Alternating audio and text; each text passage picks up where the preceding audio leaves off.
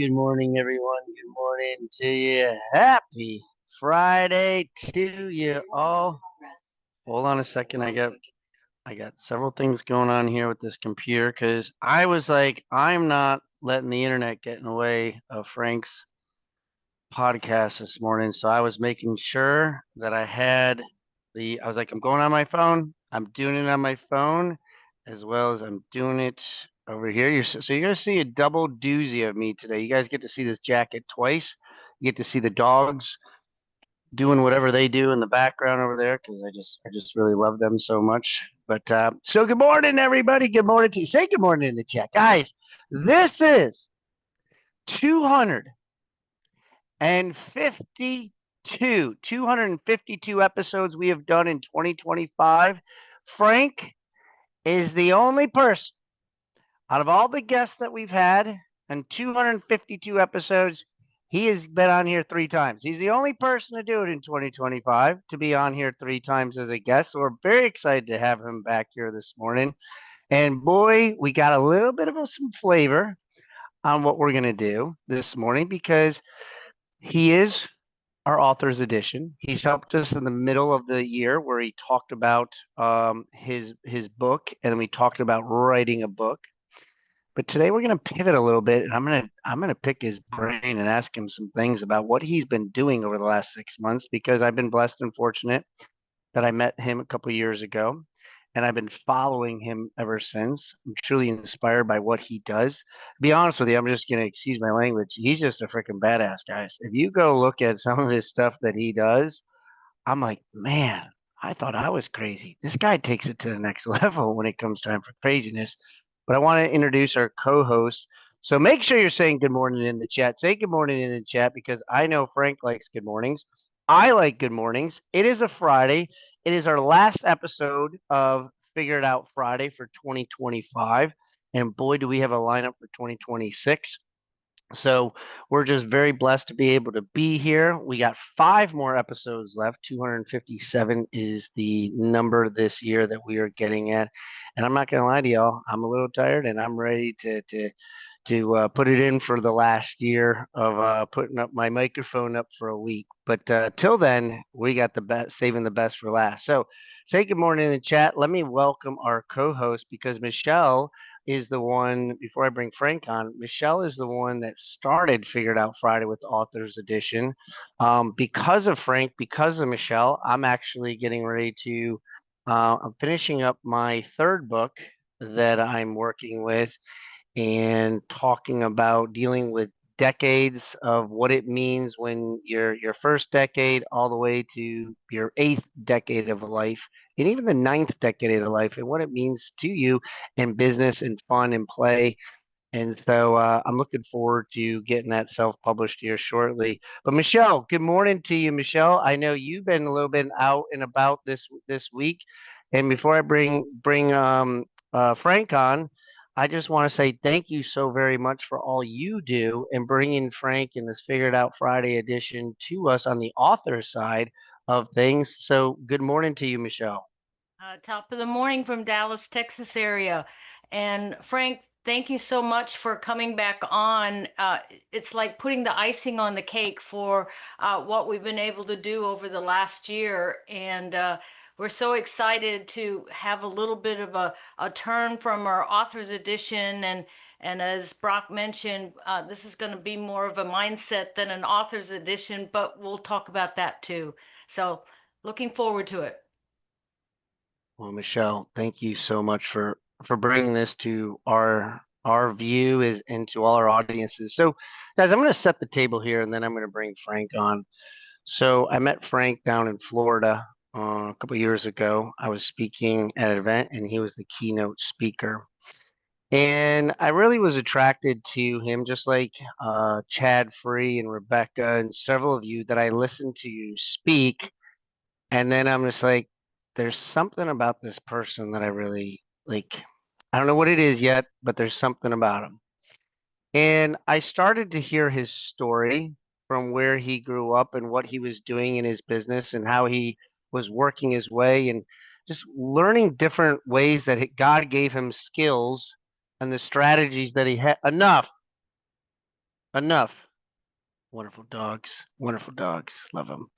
Um, and so I started hearing, and then what he does in different parts of the world with Haiti and how he is changing lives and building communities. I mean, who the hell, like, just doing things at a totally different level. So what I'm going to ask you to do is you lean into to listen to Frank, and as I, ask him some questions about where he is and what he's been doing, I want you to just do me all a favor. I want you to put a 5 in the chat for me if you're willing to remove your limiting beliefs right this moment, these next 20 minutes, and remove any limiting belief that you possibly have. And I want you to remove the vocabulary I can't. Just remove the word can't from your dictionary going in these next 20 minutes. Because when I heard his story and what he did in this crazy race that he went into, that I'm still like, I was like, damn, man. But when we hear his story, Frank had a vision, and then God's like, you know what, bud? I really like what you got, but I got something bigger for you. But I need you to go through this journey with me because there's something bigger and better for you that I'm going to use you through. And that's why I say something good is going to happen to me and something good is going to happen through me. And this man does that. He's a multi-author in books. You were on some late night show too. I saw that you're on with your book. That was pretty funny. I was laughing at that too with your with your hair. But guys, do me a favor. You guys hear me all the time. Let's bring on our main man, Mr. Frank, over here. Give me some love. Give me some hearts. Put some 5s in the chat. Welcome, Frank. Good morning to you, brother. Good morning to you. Oh, he's on mute. You're on mute. He's getting the profanity words out first. We always like that with people. They say the profanity words and then they come on for real. Well, I was gonna not curse your jacket. I was gonna tell everybody I don't drink coffee. I really don't need it with a jacket like that. It's got me going this morning. So no, I listen. I didn't know this was the third time in this calendar year. I know we did two, but I don't go back on too many podcasts because I like new experiences. And there's two exceptions I have. There's yours and oh God, I forget the other guy's name. I've done like his like 8 times. But I like the way that you blend the importance of telling your story through. Everybody on this podcast has the ability to be an author. And I believe that everybody, we're taught to read, but I believe we should write, because reading is reactive and writing is proactive. It does two completely different things in the brain. And, I've been writing for 25 years, even though I came out of high school with a 1.8 GPA and never went to college. But then the mindset part, you're not going to become an author unless you get the mind right and the books follow. Get the mind right. In my case, my sport, ultra running, 100-mile races. Get the mind right, the miles follow. Get the mind right, the money follows. Get the mind right, the relationships follow. And I think that's the shortcut. That's the life hack. As I mentioned, I went to 4 high schools in 4 years. I was in juvenile detention 7 times before the age of 18. My parents were kind enough to give me a backpack with as much clothes as I could fit in there and a $50 bill and a one-way ticket out of Indiana. Being the oldest of 6, I was kind of ruining the family, so I don't blame them. But one of the first things I did is I took out the metaphorical eraser of life. Let's imagine this is an eraser, and I turned around to the chalkboard of life and killed the person I was born to become the person I wanted to be. That's kind of violent and it's a little graphic, but it's very true in my case. I didn't like what I was born to be. I was born to be 2 things. I was born to be a criminal because I was getting in trouble all these times as a juvenile, and I wasn't very good at that because obviously I was caught 7 times and put in juvenile detention. I wasn't good. Or I was born to be a banker because my grandfather was a banker and my dad was a banker. And let me ask you, even though the little squares are kind of small, I don't look like a banker, so I probably wasn't going to go that route. And when I landed in Florida, I decided to kind of kill the person I was born to be to become the person I wanted to be. And that's an ongoing process, by the way. That didn't just happen, 45 years ago or whatever. And I love spending time. And again, I will keep my answers short because we only have like 45, or I don't know what we have. 45 minutes? We got about 25 minutes. I got to be real short. I love spending with people who invest in themselves to, just as Brock asked you to do, put aside limiting beliefs. The other thing, I think the I can. What I ask you to do too today, is you're hearing your subconscious mind digest what I'm sharing with you. Don't say to yourself, I wish I could. I wish I could do what Frank does. I wish I could do the real estate. I wish I could do the running. I noticed myself doing that over the years. I wish. And you use the word I wish, means you're not willing to work hard enough to do something. I wish I was lighter. I wish I was not as heavy. I wish I could run faster. I wish I could run. No, no, no, no. There's no wishing. We remove wish when you realize using that in a sentence means you're not willing to work hard enough to get the new Bentley or whatever you wish for. So let's remove that too, besides I can't. Yeah, no, I love it. And there's several of you on here that I was a little stern with this morning on my text messages. There's several people that are working through their morning routine and working through things this past week. And I said to them, I don't think you want it bad enough. You tell me you want it. We all like, yeah, this is what I'm going to do. How many of you put your business plan? Put a 10 in the chat that you started your business plan. And how many of you, if you went back to 2024, 2023, 2022, 2021, and you're like, I did my business plan, but something, I wish I could do this. Well, you don't understand, Brock. I can't because this took place now. No, you just didn't want it bad enough. You didn't want to go through it. And so I want to take you back, Frank, and you could piggyback off of that in what I said. Let me jump in on that real quick about you don't want it bad enough. I'm going to give you an example of what my running coach did for me back when I was trying to undertake the toughest foot race in the world for the first time 20 years ago. 135 miles through the Death Valley Desert, nonstop in July at 125 degrees on the ambient, air temperature. The pavement's over 200 degrees. Toughest foot race in the world according to National Geographic. I was one step away from the couch as a couch potato. I was a good, short, fast twitch muscle runner. And my coach came down to Florida, and we're supposed to be running. She says, let's go run in the ocean. Okay, well, there's a little resistance in the legs. We'll run in the ocean. And it was a she, and she took me, and she's very strong, and she put me under the water and held me under the water as if she was trying to drown me. And I was struggling. Like, I'm not muscular. Most runners aren't muscular. She was kind of big. She held me down there to the point where I felt like I was going to, suck in water. Pulled me back out of the water by the shirt and said, as bad as you wanted oxygen while I was holding you underneath the water is as bad as you got to want training to prepare for the toughest foot race in the world. So as Brock said, if you don't want it bad enough, maybe is it meant for you? So, don't try to pound a round peg into a square hole. But once you find what is meant for you, then you've got to have what I call monomaniacal focus. Monomaniacal, look it up. Single, maniac, monomaniacal focus, like a horse with blinders on, to make sure that, yes, I do want it bad enough, and I am willing to, and I want it bad enough. I want to breathe the oxygen bad enough, coach. Bring me out of the water. I'm ready to train. That's how bad you got to want it. You use the word maniac. Maniac is that's what you really are getting into all, because several of you that want it, you have to have that type of crazy mentality. And I like, Frank, I like to go back to your mindset of this. You're older gentleman, just like myself, and what you're doing in this race at this ridiculous this temperature nonstop and everything else. And I saw you preparing for this. Could you walk us through a little bit of your mindset when you made that decision? Like, okay, I'm ready to step foot into this. I'm ready to embrace myself into this. Like I was telling them earlier, Frank, that like I want to get up. I get up at 4:30, but I'm on the verge of, in the first quarter, getting up at 3:50, 3:45. But I haven't made the full commitment yet because I'm still going through it in my head, because if I'm going all in, I'm going all in and doing this for what I want to do and some of the growth that I'm looking at. When you decided to go all in, and for somebody that's listening in and trying to figure out whether or not they're going to be all in, not all in, et cetera, like what made you, like what was going through your head in that decision-making process to go all in on one of the, if not the toughest race in the frickin' world?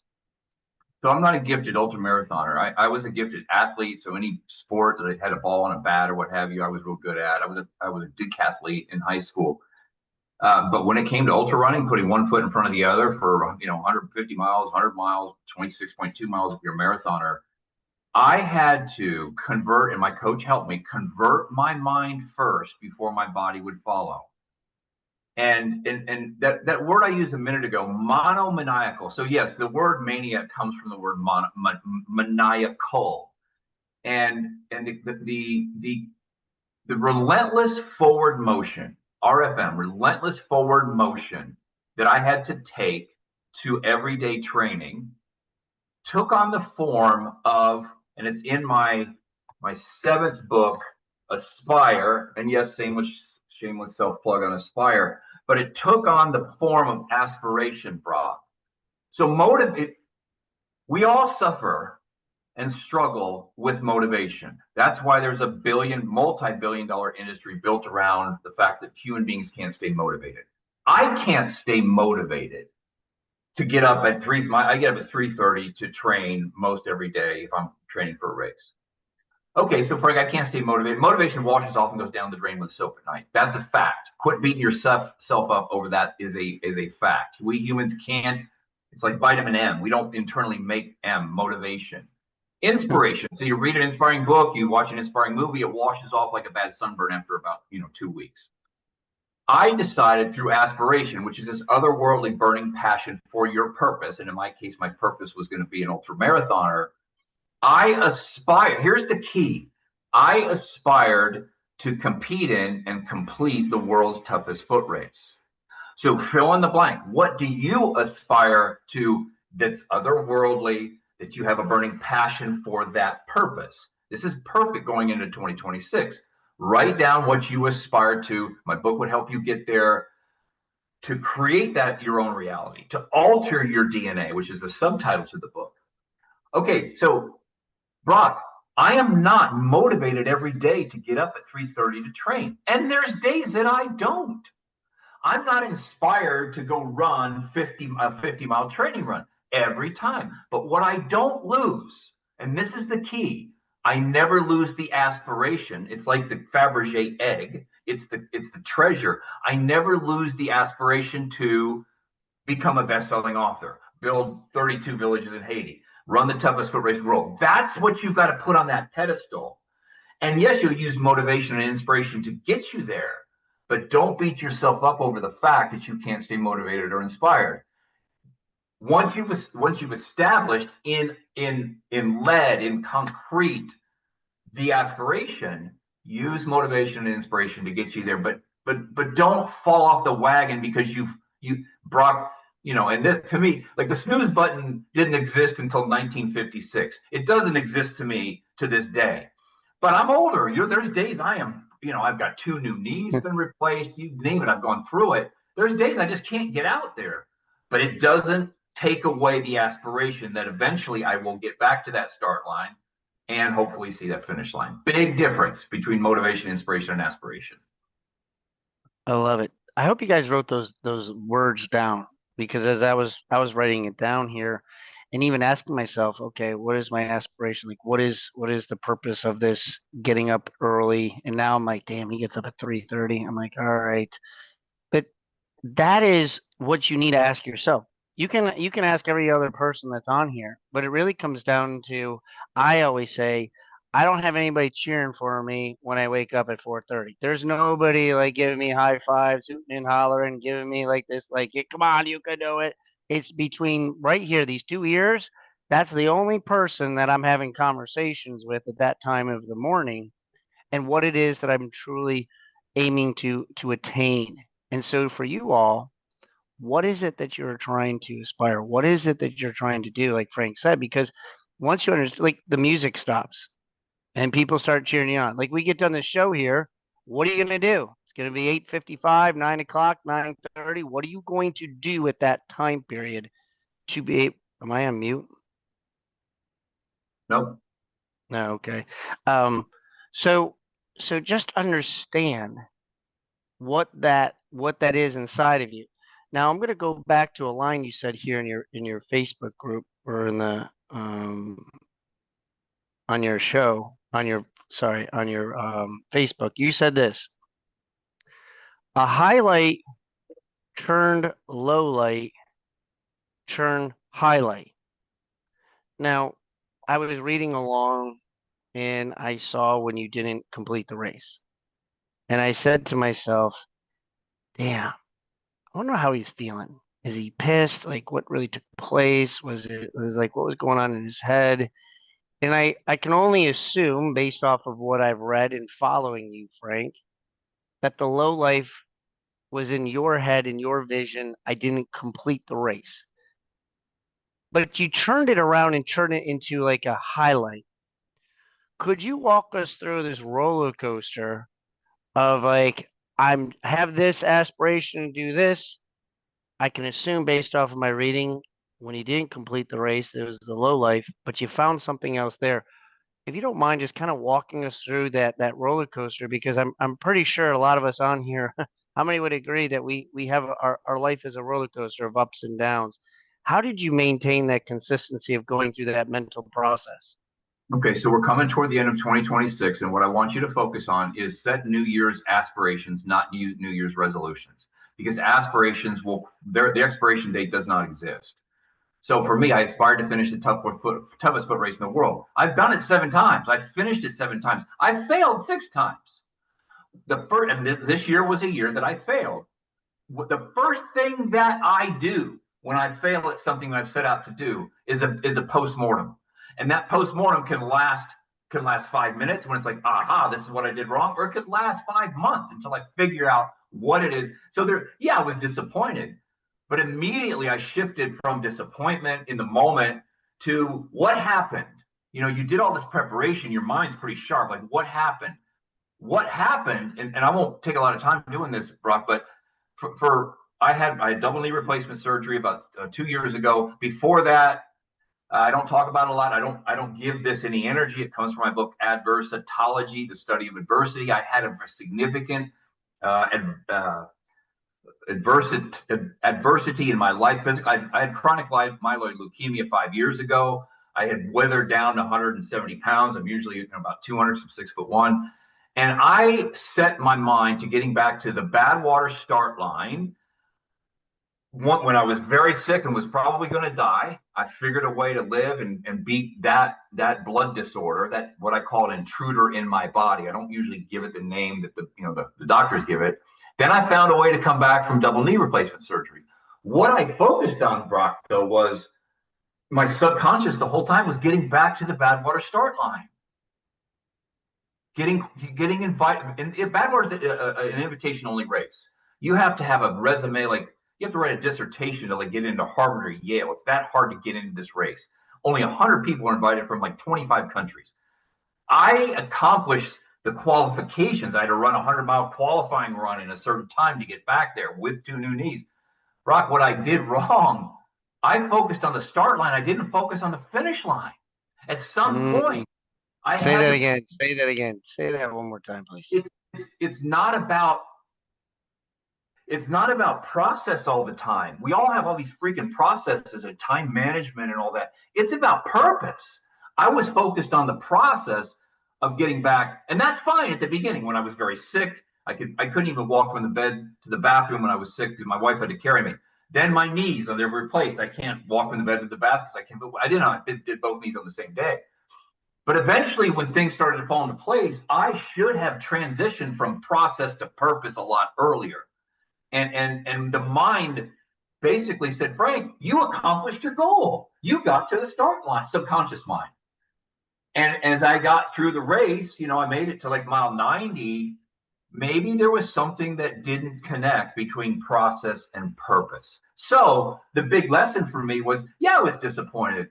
But let's get to the bottom of why the aspiration this time. Again, the aspiration has been fulfilled. You can never nobody will take away the fact that I fulfilled an aspiration of finishing the toughest foot race in the world. I wanted to do it after being very sick, having 2 new knees, and being older for the sport. So that's a real important point as you go through this. Let's say your New Year's aspirations, which are otherworldly burning passion for your purpose. we're not going to lose that on the 23rd day of January, which is how long it takes for a New Year's resolution. Typically, it's 23 days for a New Year's resolution. I'm not going to go to the refrigerator and get a piece of cake. That lasts for 23 days. Your life's aspirations are much greater than that. I finish with this point. I've aspired to like 5 things in my life. So we're not going to be a flea, which hops from one aspiration to the next and the next. And, we don't commit enough time. That's the thing with younger people. And I can't really see the age of the faces on here, but hopefully I'm not indicting the younger generation. But let's focus on 1 or 2 aspirations for 2026 and then use the monomaniacal focus, the relentless forward motion to make those aspirations come true, and maybe into 2027, 2028. I want to be an author. I'm writing my 10th book right now. That was an aspiration I had 25 years ago. Anyway, I'll stop on that. So no, I love it. I want to, before I ask you our last question here, I want to bring what you just said, and I want you all to lean into this. So if you're taking notes, if you're driving, if you're doing whatever it is, I want you to really lean into what Frank said. Okay, because I hear this many, many, many times. Okay, when he talked about the process versus the purpose, many times I hear people say, I want to get a closing. I got to get this closed so I can pay my bills. I need to get this done so I can pay my house payment, so I can pay my car, so I can have Christmas taken care of this year, to pay my debt. Okay, that's when Frank says, I have to go through this process to pay this bill, to get my monthly income so I can have everything taken care of. That's the starting line of what Frank was saying to you. The finish line sounds like this. I want to live a life of financial freedom. I don't want to have to worry about money for the rest of my life. I want to leave a legacy for my children and for my grandchildren. That's when you get to the finish line, when you start to think about the future, not just today's, okay, if I could just get this bill paid today, I'll be okay. Okay. No, there's going to be another problem, another bill coming to you.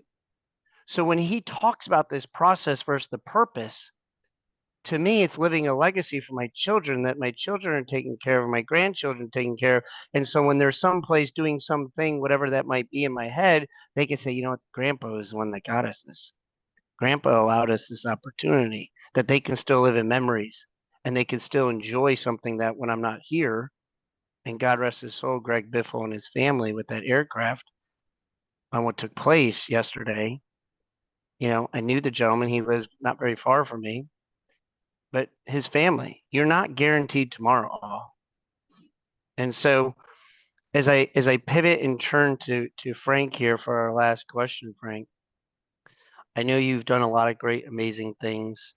I saw what you did in Haiti and building literally communities and homes and everything else, and just seeing what you're doing in Asheville. Guys, we're going to leave a lot of his video, his content, his books, everything's going to be on the Facebook as well as on my YouTube page. But Frank, what's the one thing is all these people on here, those that listen to the recording later, what's the one thing you like to leave us with today as we finish 2025 strong and going in 2026? What would be one thing you like to leave us with? First of all, you need to make a longer podcast because 30 minutes is really hard to fill in. but because there's so much I want to help you with. So again, the one thing that you talk about, you were just going through the sequence of process. So why do you want to make more money? You ask yourself. I need to make more money because I need to pay my bill. Why do you need to? I need to change jobs. Why do you need to change jobs? I need to make more money. Why do you need to make more money? Oh, I want a bigger house. Why do you want a bigger house? Well, I need a bigger garage so I can fit more cars. Why do you want more cars? If I keep digging at you, you're going to tell me to shut up, Frank. I just want to be happy. That's the end. That's at the end of every question that involves some material thing. Material things that we pursue, I will tell you right now, they don't return the energy that you put into them. You take that to the bank now. So we want a new something, a new trinket, a new watch, a new something. Some people are so addicted to consumerism that the minute they drive the Bentley home that they've wanted forever, before the first tank of gas runs out, they're ready to put their needle in the arm and have to consume something else. So the energy is not going to be returned to you. I tell you, and again, this whole process of aspiration, you're going to end up your life with regrets. No matter who you are, no matter what you've done, you will have regrets. I want you to regret what you did, not what you didn't do. I have a lot of regrets about what I did, but I'll be damned if I'm going to sit on my front porch at 85 years old, sitting in the rocking chair, regretting what I did not do. And that's maybe a thought. There's so many. The assignment for the end of the call here, Brock, for everybody is identify your 2026 resolutions. I'm sorry, aspirations, not resolutions. If it's one, let's make it that. Apply monomaniacal focus, relentless forward motion to pursue it, to make it a reality, and realize you're not going to stay motivated or inspired the whole time. Don't beat yourself up over the fact. And then at the end, when you really think that you want to pull the plug on it, hey, Frank said, I want to regret what I did, not what I didn't do. Let's do this. Let's get through this so you can. Confidence is built through successes. Little, like celebrating each humble victory, little tiny victories, a triumphant achievement. Then we build success, we build confidence. We're able to see an aspiration through to its completion. It's never the end. There's never an end to an aspiration. It's something that you can put it on your tombstone. Me, it was book. Being an author, check it. You can't take that away. Being an ultramarathoner, running a charity that has built 32 self-sustaining villages in Haiti and fed over 14,000 kids who were eating dirt flavored with bouillon and lemon juice. And having a family life, I've been married 35 years, that maybe didn't represent the kind of family life I grew up around. That's kind of it. And I'm 62. So that's it. 5 aspirations. I'm just asking you to identify one for 2026. Wow. I don't know about you all. I wrote this down. If you haven't written this down, it says, I love this line. Regret what you did, not what you didn't do. I mean, how many times do we hear these type of things? I think Mark Twain has a saying that 20 years from now you'll regret more of the things that you didn't do than what you did, and you have to let go. He says, let go of the lines of the boat and just sail out and just go out there and do whatever it is that God has aligned for you. And it's so true on what it is. And Frank, I want to say thank you, brother. I want to wish you and your family a very happy holiday. Thank you for being on our show 3 times. We're gonna put Frank's contact in the chat here. His book. Unmute D. You got to unmute D. Look at her little Christmas present she's holding up for everybody. Where I can't see everybody. Who do we got? Somebody come off. Whoever's coming off of mute. What is D? D Owens. Yeah, D Owens. What do you got for us, D? I have my book from when we went down to Florida for this conference that we went to. I couldn't see. Yeah. I couldn't see. Yeah. I couldn't see your screen. Yes. Yeah. Awesome. Great. You know what? And by the way, for every book that we sell, I made my money in real estate, guys. I make $0 for my book. So when Dee bought that book, it provided about, depending on the cost of that book, about 20 meals in one of our orphanages for children who are eating dirt flavored bouillon and lemon juice. So 2-part protein, 1-part carbohydrate. If you go to my most recent post on social media, Instagram or Facebook, you'll see that my Badwater race, even though it was a failure for me, I didn't see the finish line. We succeeded in providing over 12,000 meals to children who were eating dirt flavored bouillon and lemon juice for donations that people had made as a result of my participation in Badwater. So Dee, thank you for buying that book, because you provided about 20 meals to kids who were eating dirt. Guys, his book is in the link right here. He's got several books that he does. You talked about each book. It represents a season as well, Frank. We got to pull it up here on the screen here. You want to just give us a quick synopsis? Inspirational thoughts, inspirational images as coffee table size. It's very unique. I take the greatest regret what you do, not what you don't do quotes, thoughts, and ideas over my entire career. They're all mine. They're all Frankisms. And I combine them with inspirational images. I'm a photographer as well. So if you see a thought, quote, or idea that resonates with you, there's 135 of them in there. There's 231 images. That image, and they're mostly nature images, helps you remember the thought, quote, or idea that resonated with you. Very unique approach to retention. Adversitology, the subtitle says it all. Overcoming adversity when you're hanging on by a thread. relational, spiritual, dietary, monetary, financial adversity. We all face it. That book won't help you avoid it. It'll help you get through it quicker and with less pain. D, we talked about Aspire, how to create your own reality and alter your DNA. That's my true one single mindset book. The Other Thief is a spiritual, it's a Christian romance novel that the Christian said was too edgy and the secular said it was too Christian. Didn't sell the best, but if you want an edgy story that's based on one of the passages from the Gospel of Luke, read that. The Tap is my spiritual book. It teaches you how to be a responsible steward for the blessings God's given you. To whom much is entrusted, much is required. Dead Fred, Flying Lunchbox, and the Good Luck Circle is my foray into young reader fantasy, kind of like Narnia, Potter, Twilight. That book is based on the fact I walked my daughter to school 1,652 consecutive times from pre-K to 8th grade. Burst this. So yes, we made our money in real estate. That teaches you how to that's everything I know in real estate, how to make money in real estate. Make It Big was my first book. You can tell that came out in 2002. Look at the hairstyle there. That's more of a philosophical book, 49 Secrets for Building a Life of Extreme Success. And then the other side of that is Frank McKinney's Maverick approach to real estate success, how to go from a $50,000 fixer-upper to a $50 million mansion on spec.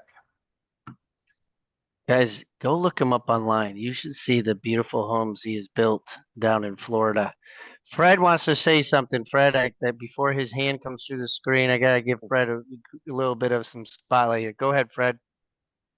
Frank, first of all, thank you for what you're doing in Haiti. I'm from Haiti myself, and I appreciate you very much. So the question that I have for you, throughout the time that you're focusing on your career, on your activities as a runner, how do you handle distraction? Because that's my number one enemy right now. I'm being distracted very easily. Fred, here's what you've got to do. So I worked out of a treehouse for 20 years. I was way ahead of, I guess, the time where people are allowed to work from home. Anybody who worked for me starting 20 years ago, I let them work from home. I didn't want the distraction. So I created an environment. And in my Aspire book, for those who don't have a treehouse and can't work like solo, I teach you how to set up your workspace so you're not distracted. And as an author, you hear people talk a lot about writer's block, which is if you're not an author, it's just like during your day you can't focus through something, you can't get something done. I don't believe in writer's block. I will sit there and write until I don't get up and walk around. I sit there and write through it because you get in the habit of believing there's such a thing as writer's block. So you've got, Fred, I talked about monomaniacal focus. Put the blinders on, discipline the mind to get through one single task. Once you get through the single task, then you'll get through the next two. But create a space. Don't have your TV on. I can't listen to music and work. Drown out all that stuff and focus on internal noise versus all the external noise that creates a lot of distraction. Thank you so much. Sakwase. Nabule. Little Haiti talk. Question here for you, Frank. Any recommendations for an early college graduate to start with? Any recommendations on that? As far as one of my books, or just what in life? Dawn asked that question. I'm going to assume, Dawn, if you're still on here, if you want to come off of mute and ask the question, I'm assuming it was the book. Okay, the book, she says.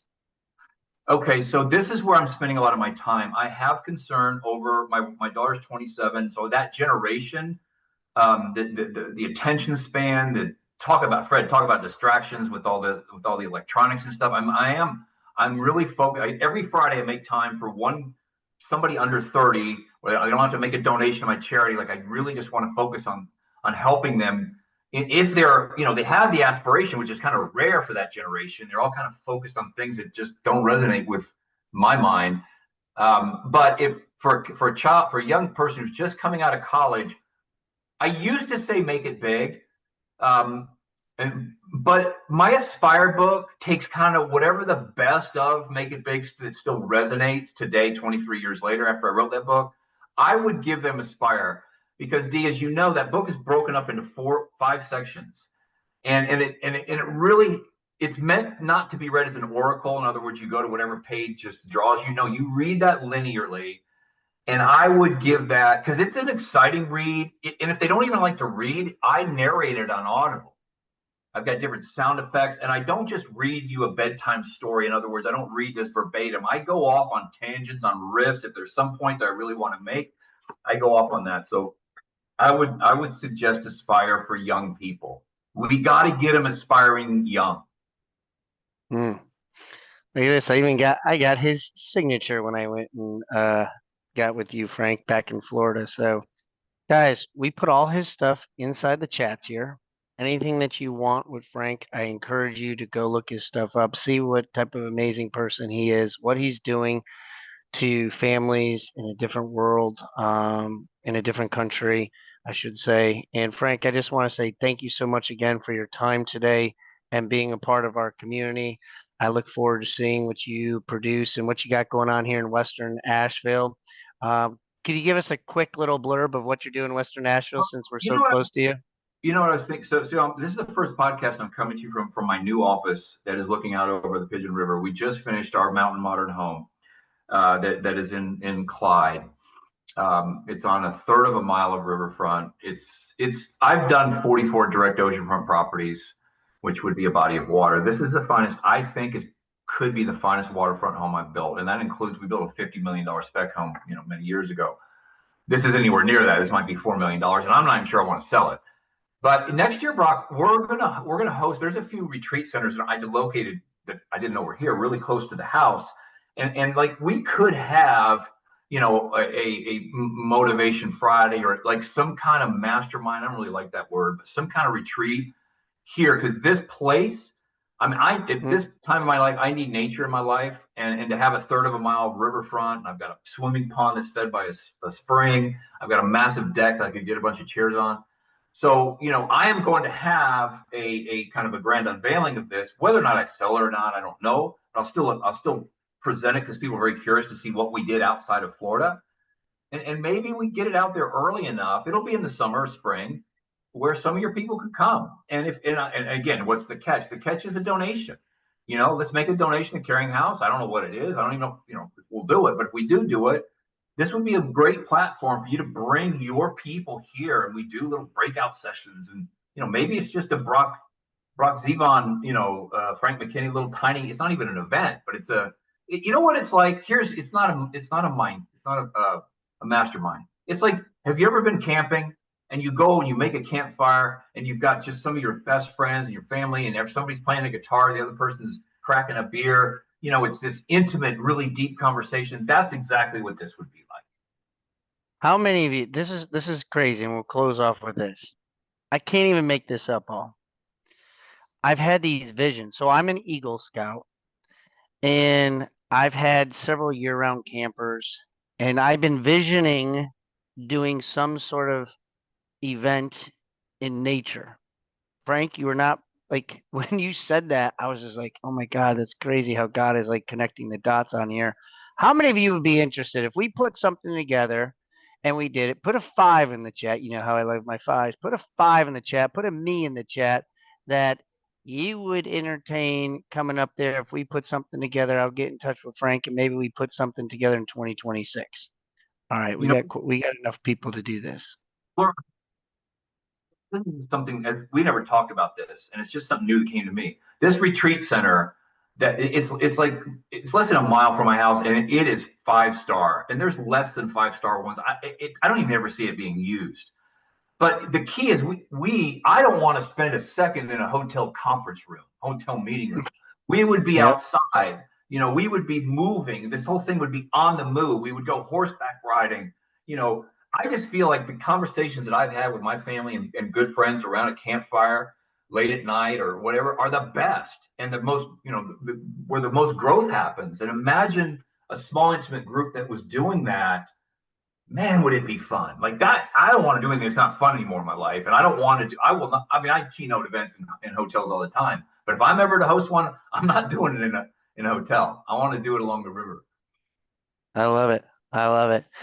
Guys, I know everybody has to go, but I appreciate everybody spending time today and taking a little extra time to have this conversation with Frank. Because this is what I love is just kind of just like throwing things at the wall, talking about it, seeing what happens. And look it, we came out of this podcast, this last one, with putting something together next year with Frank in some capacity, in some way. You never know where things can go. And so, Frank, thank you so much for opening up and sharing with us today. We really appreciate you. Guys, we got all this in the chat here. We got the recording. We got the show notes. We'll have everything in the Brock Zevan's Mindset Facebook page. You can also go to my YouTube page. You can go to Frank's page as well as his YouTube page and everything that he has. Go get his book. He donates it all. He puts it out to families in Haiti. Frank, Merry Christmas to you. Happy holidays to you and your family, brother. Merry Christmas, everybody. We'll see you in Thank you. 2026. Thank you. Bye, guys. All right, till then, we will see you guys Monday for the last and final week. If you haven't gotten your Nashville tickets to come join us for Nashville, it's less than 3 weeks away. The links are all in the chat here. Till then, I will see you guys Monday for our last week at 8:15 Eastern Time. Till then, see ya. See ya. See ya.